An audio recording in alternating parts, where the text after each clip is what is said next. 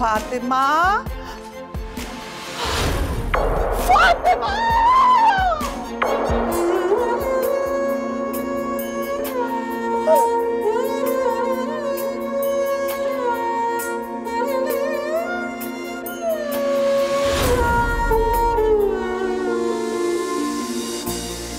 फातिमा बहुत प्यार करती थी मुझसे। तुझे पता है उसने खुदकुशी कर ली है।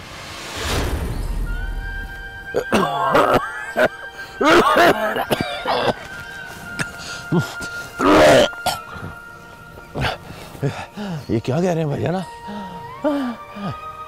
फातिमा ने खुदकुशी कर ली?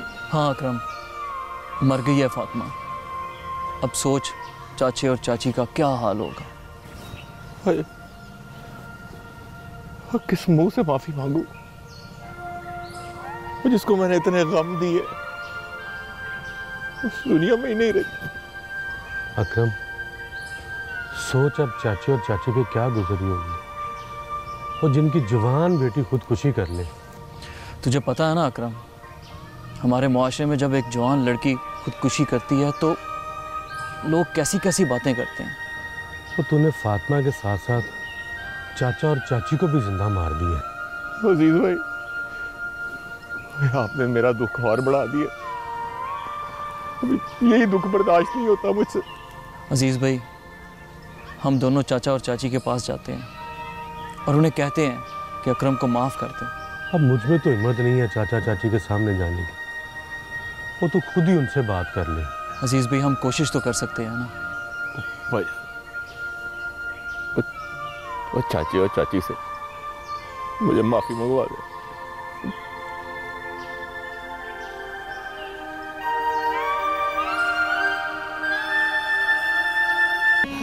लोगों ने ताने दे दे के मार दिया मुझे, जुल्म किया है कि मुझे जिंदा छोड़ दिए है। बेड़ा गर्क हो उन लोगों का जिन्होंने आपका ये हाल किया है। आप परेशान ना हो, अल्लाह सब ठीक करेगा। कहाँ है फातिमा रशीदा? बुलाओ उसको, आके अपने बाप की जिल्लत का तमाशा तो देख ले, उसके सीने में ठंड पड़ जाए। बच्चियां हैं, गलती हो गई उनसे, माफ कर दे उनको। रशीदा, मैं तो माफ कर दूंगा, दुनिया नहीं माफ करते, नहीं माफ करते। दुनिया वाले बड़े जालिम हैं रशीदा। एक एहसान मुझ पे कर दे, मुझे जहर ला दे, मुझे जहर ला दे, और जहर नहीं है तो मिट्टी का दिला दे रशीदा, मिट्टी का दिला दे मुझे, मैं मरना चाहता हूँ। हाय अल्लाह, ना करे ऐसी बातें। जिल्लत से छुटकारा ले, अल्लाह से छुटकारा दिला दे मुझे। अल्लाह, आग लगे दुश्मनों को, आपको क्यों आग लगाऊं मैं?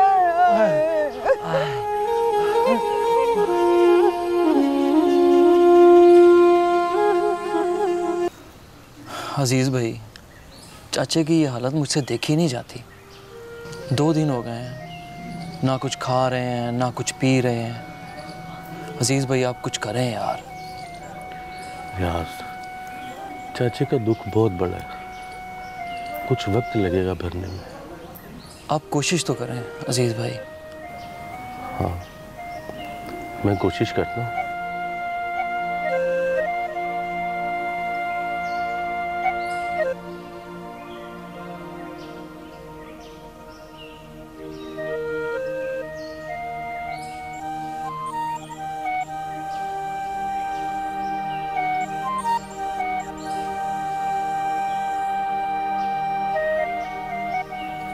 चाचा, चाचा, क्या हुआ? फातिमा आ गई, फातिमा आ गई है। कहाँ है वो? कहाँ है? चाचा, वो नहीं आएगी, वो चली गई है, वो अब नहीं आ सकती। अजीज, मैं नहीं फातिमा को मारा, मैं उसका कातिल हूँ, मैं उसका कातिल हूँ। ऐसा नहीं कहते चाचा, उसका वक्त पूरा हो गया था, वो चली गई है। नहीं अजीज, मेरे तानों ने उसको मार दिया, मेरे तानों ने मार दिया उसको, वो मुझसे रूठ गई है। मैं क्या करूं? मैंने उसको मारा। पता है वो जब छोटी थी ना तो मेरे कंधों पर बैठा करती थी, बड़ा हंसती थी, बड़ा खुश होती थी। और मैं कितना बदनसीब हूँ, इन्हीं कंधों पे उठा के उसको कब्रिस्तान छोड़ाया। चाचा सब्र कर चाचा, 2 दिन हो गए तूने कुछ नहीं खाया, और जाने वालों के साथ जाया नहीं जाता। मेरा दिल नहीं करता कुछ भी खाने को, मेरा दिल नहीं करता। क्या करूं? जी चाहता है जल्दी से फातिमा के पास चला जाओ और उससे माफी मांगू, शायद मेरी आखिरत ठीक हो जाए। चाचा, तुझे याद है जब तक तू खाना नहीं खाता था फातिमा भी खाना नहीं खाती थी। अब तू खाना खा ले। मेरी बेटी भूखी होगी। वो जब मैं खाना खा लेता था ना, उसके बाद खाना खाती थी। तू बस चाचा अंदर चल और खाना खा ले। मुझे ले चलना, मुझे खाना दो। मेरी फातिमा भूखी रह जाए, मेरी फातिमा भूखी रह जाएगी।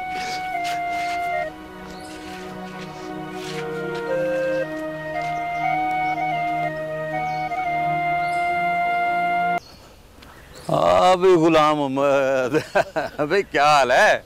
क्या हाल है बख्शू भाई? मैं ठीक हूँ। आप भी हवेली में नजर नहीं आते, और सरदार आजाद भी। गुलाम मोहम्मद, मैं तो उसी बिन माँ के बच्चे की वजह से वहां रहता था। अब वहां रह के क्या करना है? ठीक कहते हैं बख्शू भाई, मेरा भी अब दिल नहीं करता वहां काम करने का। बस थोड़े दिनों का काम रह गया है। लेकिन बख्शू भाई, सरदार आजाद बहुत अच्छा लड़का था, उसके लिए तो कुछ भी छोड़ा जा सकता है। बस किसी ने उसे छोड़ दिया। और किसने छोड़ दिया उसको? ये बताऊंगा फिर किसी दिन। बख्शू भाई बताओ ना आप मुझे, सरदार आजाद के साथ क्या हुआ, क्या जुल्म हो गया? बताऊंगा किसी दिन सुकून से बैठ के। अभी हिम्मत नहीं है ये दुख सुनाने की। बख्शू भाई मुझे जरूर बताना कि सरदार के साथ किसने इतना जुल्म किया है। मैं तो उसे मोहब्बत नगर का हुक्मरान देख रहा हूँ। बस वो दिलों का हुक्मरान है आज भी। हाँ, ये बात तेरी सही है बख्शू भाई। अच्छा, सलाम अलैकुम। वालेकुम सलाम।